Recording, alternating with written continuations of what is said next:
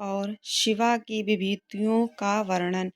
श्री कृष्ण ने पूछा, भगवान, अमित तेजस्वी भगवान शिव की मूर्तियों ने इस संपूर्ण जगत को जिस प्रकार व्याप्त कर रखा है वह सब मैंने सुना।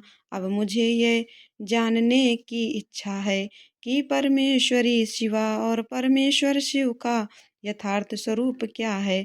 उन दोनों ने ही इन दोनों ने स्त्री और पुरुष रूप इस जगत को किस प्रकार व्याप्त कर रखा है।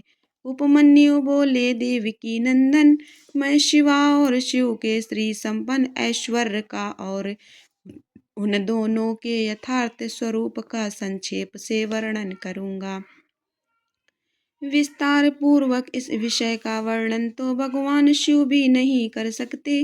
साक्षात महादेवी पार्वती शक्ति हैं और महादेव जी शक्तिमान। उन दोनों की विभूति का लेश मात्र ही इस संपूर्ण चराचर जगत के रूप में स्थित है। यहाँ कोई वस्तु जड़ रूप है और कोई वस्तु चेतन रूप। वे दोनों क्रमशः शुद्ध अशुद्ध तथा पर और अपर कहे गए हैं।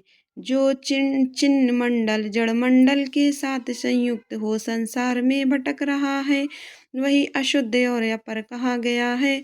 उससे भिन्न जो जड़ के बंधन से मुक्त है वह पर और शुद्ध कहा गया है। अपर और पर चित स्वरूप है।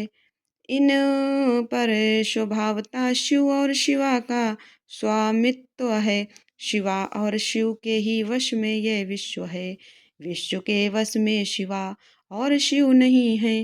यह जगत शिव और शिवा के शासन में है, इसलिए वे दोनों इसके ईश्वर का विश्वेश्वर कहे गए हैं। जैसे शिव हैं वैसी शिवा देवी हैं तथा जैसी शिवा देवी हैं वैसे ही शिव हैं। इस तरह चंद्रमा और उनकी चांदनी में कोई अंतर नहीं है। उसी प्रकार शिव और शिवा में कोई अंतर न समझे। जैसे चंद्रिका के बिना ये चंद्रमा सुशोभित नहीं होते, उसी प्रकार शिव विद्यमान होने पर भी शक्ति के बिना सुशोभित नहीं होते। जैसे ये सूर्यदेव कभी प्रभा के बिना नहीं रहते और प्रभा भी उन सूर्यदेव के बिना नहीं रहती, निरंतर उनके आश्रय ही रहती हैं। उसी प्रकार शक्ति और शक्तिमान को सदा एक दूसरे की अपेक्षा होती है। ना तो शिव के बिना शक्ति रह सकती है और ना शक्ति के बिना शिव। जिसके द्वारा शिव सदा देहधारियों को भोग और मोक्ष देने में समर्थ होते हैं वे आदि अद्वितीय चिन्मयी पराशक्ति शिव के ही आश्रित हैं। ज्ञानी पुरुष उसी शक्ति को सर्वेश्वर परमात्मा शिव के अनुरूप उन अलौकिक गुणों के कारण उनकी समधर्मणि कहते हैं। वह एकमात्र चिन्मयी पराशक्ति सृष्टि धर्मणि है। वही शिव की इच्छा से विभाग पूर्वक नाना प्रकार के विश्व की रचना करती है। वह शक्ति मूल प्रकृति माया और त्रिगुणा तीन प्रकार की बताई गई है। उस शक्ति रूपणी शिवा ने ही इस जगत का विस्तार किया है। व्यवहार भेद से शक्तियों के 1, 2, 100,000 एवं बहुसंख्यक भेद हो जाते हैं। शिव की इच्छा से पराशक्ति शिव तत्व के साथ एकता को प्राप्त होती है। तब से कल्प के आदि में उसी प्रकार सृष्टि का प्रादुर्भाव होता है। जैसे तिल से तेल का, तदनंतर शक्तिमान से शक्ति में क्रियामयी शक्ति प्रकट होती है। उसके विक्षुब्ध होने पर आदि काल में पहले नाद की उत्पत्ति हुई, फिर नाद से बिंदु का प्राकट हुआ और बिंदु से सदाशिव देव का। उन सदाशिव से महेश्वर प्रकट हुए और महेश्वर से शुद्ध विद्या वह वाणी की ईश्वरी हैं। इस प्रकार त्रिशूलधारी महेश्वर से बागीश्वरी नामक शक्ति का प्रादुर्भाव हुआ, जो वर्णों अक्षरों के रूप में विस्तार को प्राप्त होती है और मृत्तिका कहलाती है। तदनंतर अनंत के समावेश से माया ने काल नियति कला और विद्या की सृष्टि की। कला से राहु तथा पुरुष हुए, फिर माया से ही त्रिगुणात्मिका अव्यक्त प्रकृति हुई। उस त्रिगुणात्मक अव्यक्त से तीनों गुण पृथक पृथक प्रकट हुए। उनके नाम हैं सत्व, रज और तमा, इनसे यह संपूर्ण जगत व्याप्त है। गुणों में क्षोभ होने पर उनसे गुणेश नामक 3 मूर्तियां प्रकट हुई। साथ ही महत आदि तत्वों का क्रमशः प्रादुर्भाव हुआ। उन्हीं से शिव की आज्ञा के अनुसार असंख्य अंड पिंड प्रकट होते हैं, जो अनंत आदि विद्येश्वर चक्रवर्तियों से अधिष्ठित हैं। शरीरांतर के भेद से शक्ति के बहुत से भेद कहे गए हैं। स्थूल और सूक्ष्म के भेद से उनके अनेक रूप जानने चाहिए। रुद्र की शक्ति रौद्री, विष्णु की वैष्णवी, ब्रह्मा की ब्रह्माणी और इंद्र की इंद्राणी कहलाती हैं। यहाँ बहुत कहने से क्या लाभ। जिसे विश्व कहा गया है वह उसी प्रकार शक्त्यात्मा से व्याप्त है, जैसे शरीर अंतरात्मा से अतः संपूर्ण स्थावर जंगम रूप जगत शक्तिमय है। यह पराशक्ति परमात्मा शिव की कला कही गई है। इस तरह यह पराशक्ति ईश्वर की इच्छा के अनुसार चलकर चराचर जगत की सृष्टि करती है, ऐसा विज्ञ पुरुषों का निश्चय है। ज्ञान, क्रिया और इच्छा अपनी इन 3 शक्तियों द्वारा शक्तिमान ईश्वर सदा संपूर्ण विश्व को व्याप्त करके स्थित होते हैं। यह इस प्रकार हो और यह इस प्रकार ना हो, इस तरह कार्यों का नियमन करने वाली महेश्वर की इच्छा शक्ति नित्य है। उनकी जो ज्ञान शक्ति है वह बुद्धि रूप होकर कार्य करण कारण और प्रयोजन का ठीक ठीक निश्चय करती है, तथा शिव की जो क्रिया शक्ति है वह संकल्प रूपणी होकर उनकी इच्छा और निश्चय के अनुसार कार्य रूप संपूर्ण जगत की क्षण भर में कल्पना कर देती है। इस प्रकार तीनों शक्तियों से जगत का उत्थान होता है। प्रसव धर्म वाली जो शक्ति है वह पराशक्ति से प्रेरित होकर ही संपूर्ण जगत की सृष्टि करती हैं। इस तरह शक्तियों के संयोग से शिव शक्तिमान कहलाते हैं। शक्ति और शक्तिमान से प्रकट होने के कारण यह जगत शाक्त और शैव कहा गया है। जैसे माता पिता के बिना पुत्र का जन्म नहीं होता, उसी प्रकार भव और भवानी के बिना इस चराचर जगत की उत्पत्ति नहीं होती। स्त्री और पुरुष से प्रकट हुआ जगत स्त्री और पुरुष रूप ही है। यह स्त्री और पुरुष ही विभूति है, अतः स्त्री और पुरुष से अधिष्ठित है। इनमें शक्तिमान पुरुष रूप शिव तो परमात्मा कहे गए हैं, और स्त्री रूपणी शिवा उनकी पराशक्ति शिव सदा शिव कहे गए हैं। और शिवा मनोन्मनी शिव को महेश्वर जानना चाहिए, और शिवा माया कहलाती हैं। परमेश्वर शिव पुरुष हैं और परमेश्वरी शिवा प्रकृति। महेश्वर शिव रुद्र हैं और उनकी वल्लभा शिवा देवी रुद्राणी। विश्वेश्वर देव विष्णु हैं और उनकी प्रिया लक्ष्मी। जब सृष्टिकर्ता शिव ब्रह्मा कहलाते हैं तब उनकी प्रिया को ब्रह्माणी कहते हैं। भगवान शिव भास्कर हैं और भगवती शिवा प्रभा। कामनासन शिव महेंद्र हैं और गिरिराज नंदिनी उमा शची। महादेव जी अग्नि हैं और उनकी अर्धांगिनी उमा स्वाहा। भगवान त्रिलोचन यम हैं और गिरिजानंदिनी उमा यम प्रिया। भगवान शंकर नेत्रऋति हैं और पार्वती नेत्रऋति। भगवान रुद्र वरुण हैं और पार्वती वारुणी। चंद्रशेखर शिव वायु हैं और पार्वती वायु प्रिया। शिव यक्ष हैं और पार्वती रिद्धि। चंद्रार्ध शेखर शिव चंद्रमा और रुद्रवल्लभा उमा रोहिणी। परमेश्वर शिव ईशान है और परमेश्वरी शिवा उनकी पत्नी। नागराज अनंत को वलय रूप में धारण करने वाले भगवान शंकर अनंत हैं और उनकी वल्लभा शिवा अनंता। काल शत्रु शिव कालेंद्र रुद्र हैं और काली कालांतक प्रिया हैं, जिनका दूसरा नाम पुरुष है।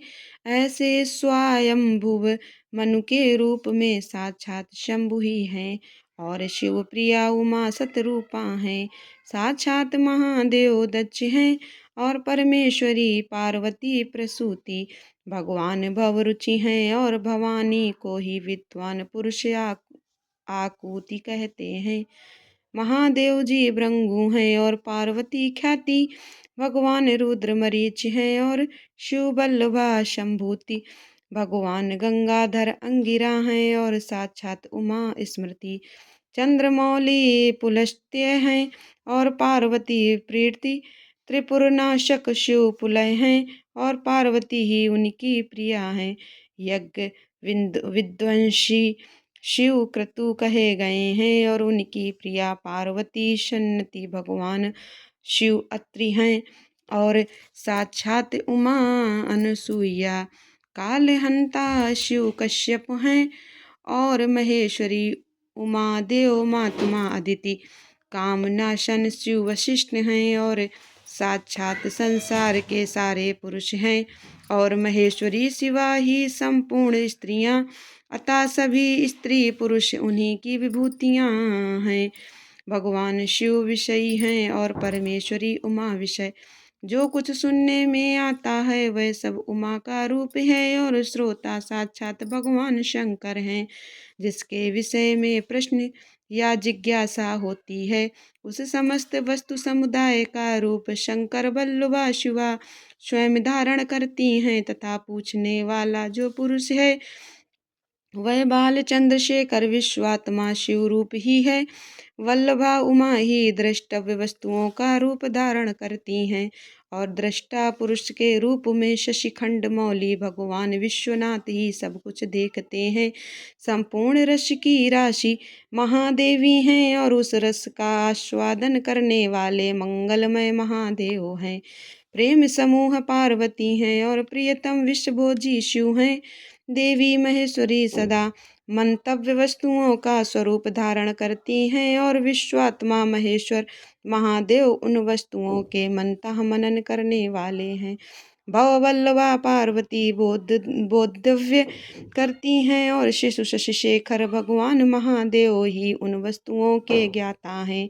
सामर्थ्यशाली भगवान पिनाकी संपूर्ण प्राणियों के प्राण हैं और सबके प्राणों की स्थिति जल रूपिणी माता पार्वती हैं।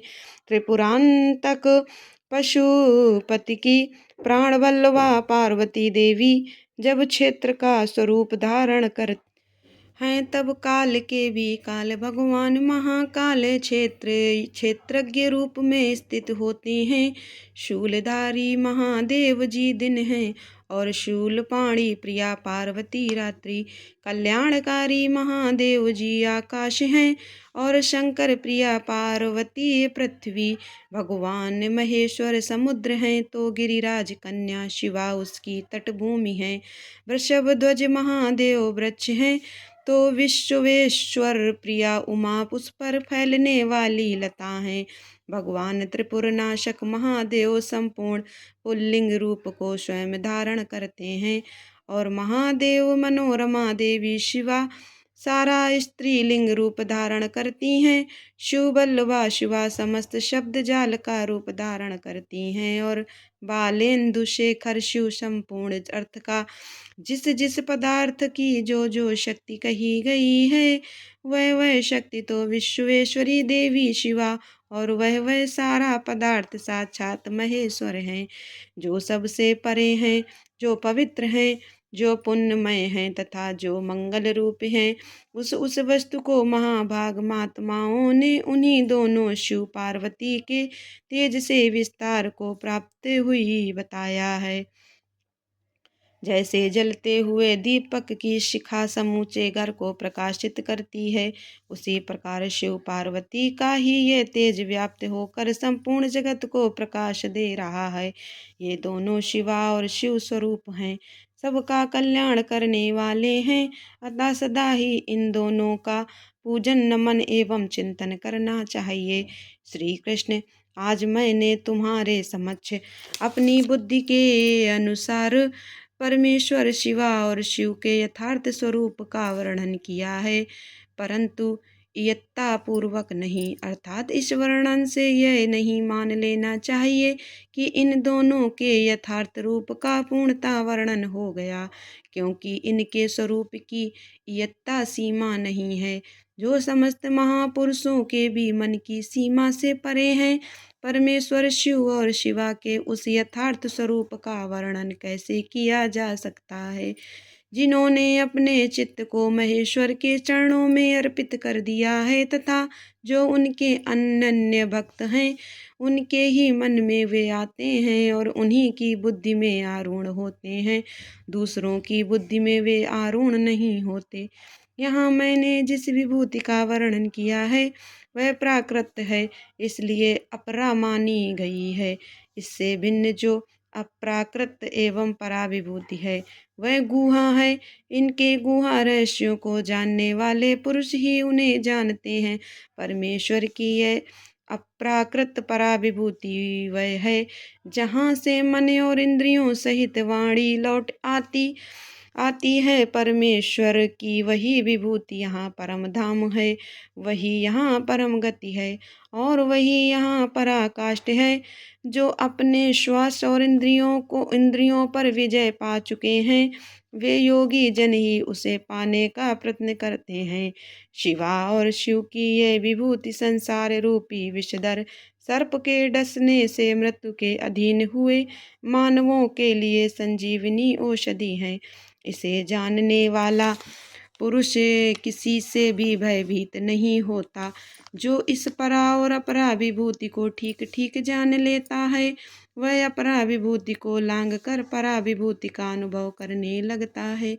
श्री कृष्ण यह तुमसे परमात्मा शिव और पार्वती के यथार्थ स्वरूप का गोपनीय होने पर भी वर्णन किया गया है, क्योंकि तुम भगवान शिव की भक्ति के योग्य हो।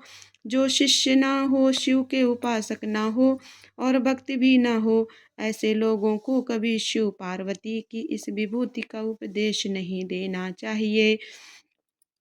यह वेद की आज्ञा है।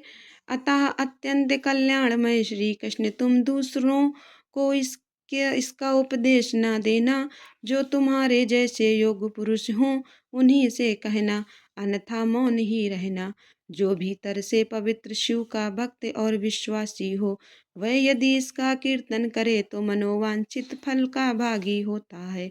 यदि पहले के प्रबल प्रतिबंधक कर्मों द्वारा प्रथम बार फल की प्राप्ति में बाधा पड़ जाए तो भी बारंबार साधन का अभ्यास करना चाहिए। ऐसा करने वाले पुरुष के लिए यहाँ कुछ भी दुर्लभ नहीं है।